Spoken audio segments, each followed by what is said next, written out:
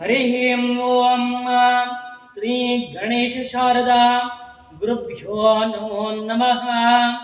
ಏಕದಂತಾಯ ವಿದ್ಮಹೇ ವಕ್ರತುಂಡಾಯ ಧೀಮಹಿ ತನ್ನೋ ದಂತೆ ಪ್ರಚೋದಯಾತ್. ಸುಮಕಶ್ಯೇಕದಂತಸ್ಯ ಕಪಿಲೋ ಗಜಕರ್ಣಕ ಲಂಬೋದರಸ್ಯ ವಿಕಟೋ ವಿಘ್ನರಾಜ ಗಣಾಧಿಪಃ.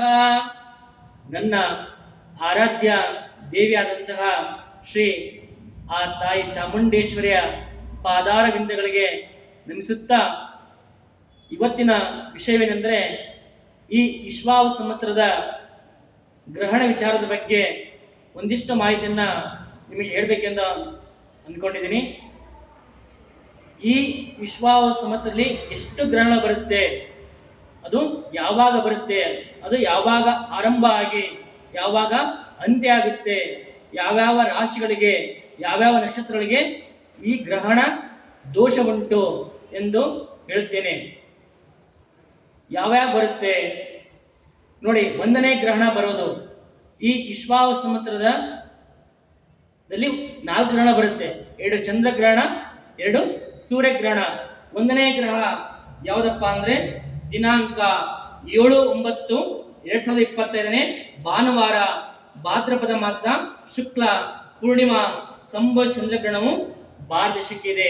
ಅಂದರೆ ಈ 2025 ಸೆಪ್ಟೆಂಬರ್ ಅಥವಾ ಭಾದ್ರಪದ ಮಾಸದ 7ನೇ ತಾರೀಕು ಭಾನುವಾರದಂದು ಚಂದ್ರಗ್ರಹಣ ನಮ್ಮ ಭಾರತ ದೇಶಕ್ಕೆ ಇದೆ. ಈ ಭಾರತ ದೇಶದಲ್ಲಿ ಆಚರಣೆ ಉಂಟು. ಅದು ಯಾವಾಗ ಆರಂಭ ಆಗುತ್ತೆ? ರಾತ್ರಿ 7ನೇ ತಾರೀಕು 9ನೇ ತಿಂಗಳು 2025 ಭಾನುವಾರದಂದು ರಾತ್ರಿ ಗ್ರಹಣ ಸ್ಪರ್ಶ ಆರಂಭ ಆಗೋದು. ರಾತ್ರಿ 9:56 ಗ್ರಹಣ ಆರಂಭ ಆಗುತ್ತೆ. ಅಂದರೆ ಗ್ರಹಣದ ಮಧ್ಯಕಾಲ ಯಾವಾಗಪ್ಪ ಅಂದರೆ ರಾತ್ರಿ 11:42. ಗ್ರಹಣದ ಮೋಕ್ಷ ಕಾಲ ರಾತ್ರಿ 1:27. ಈ ದಿನಾಂಕ ಭಾದ್ರಪದ ಮಾಸದ 7ನೇ ತಾರೀಕು ಭಾನುವಾರದಿಂದ ಬರೋದು ಯಾವ ಗ್ರಹಣಪ್ಪ ಅಂದರೆ ರಾಹುಗ್ರಸ್ತ ಚಂದ್ರಗ್ರಹಣ. ಯಾವ ಗ್ರಹಣ? ರಾಹುಗ್ರಸ್ತ ಚಂದ್ರಗ್ರಹಣ. ಅರ್ಥ ಆಯ್ತಾ? ನೋಡಿ, ಅವತ್ತಿನ ದಿವಸ ನೀವು ಭೋಜನ ಮಾಡೋದಾದ್ರೆ ಭಾನುವಾರದಂದು ಮಧ್ಯಾಹ್ನ 12:45 ಮಧ್ಯಾಹ್ನ 12:45 ಮತ್ತೆ 3:45 ನೀವು ಊಟವನ್ನು ಅಥವಾ ಭೋಜನವನ್ನು ಮಾಡ್ಕೋಬಹುದು.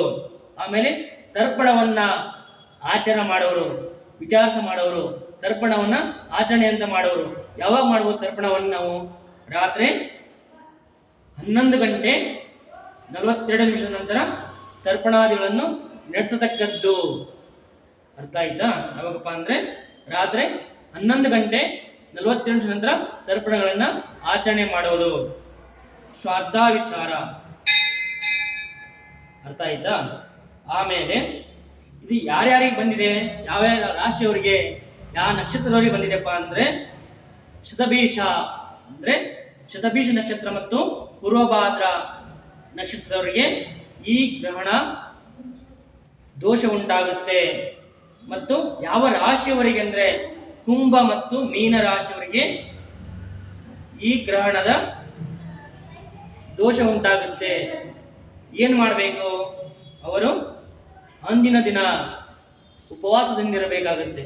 ಶತಭಿಷ ಮತ್ತು ಪೂರ್ವಭಾದ್ರ, ಕುಂಭ ಮತ್ತು ಮೀನ ರಾಶಿಯವರು ಗ್ರಹಣಾಚರಣೆಯ ದೋಷವನ್ನು ಮಾಡಬೇಕಾಗುತ್ತೆ. ಆ ದೋಷ ಪರಿಹಾರಕ್ಕಾಗಿ ಏನು ಮಾಡಬೇಕಂದ್ರೆ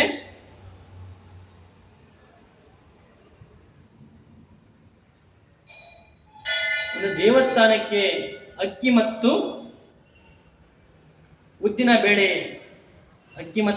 ಉದ್ದಿನ ಬೇಳೆ ಸಮೇತವಾಗಿ ದಕ್ಷಿಣೆಯನ್ನ ನಿಮ್ಮ ಪಕ್ಕದ ದೇವಸ್ಥಾನದವರಿಗೆ ಅಥವಾ ನಿಮಗೆ ಗೊತ್ತಿರುವಂತಹ ಸ್ವಾಮಿಯವರಿಗೆ, ಬ್ರಾಹ್ಮಣರಿಗೆ ಆ ದಾನವನ್ನ ಕೊಡಬೇಕಾಗುತ್ತೆ. ಅರ್ಥ ಆಯ್ತಾ?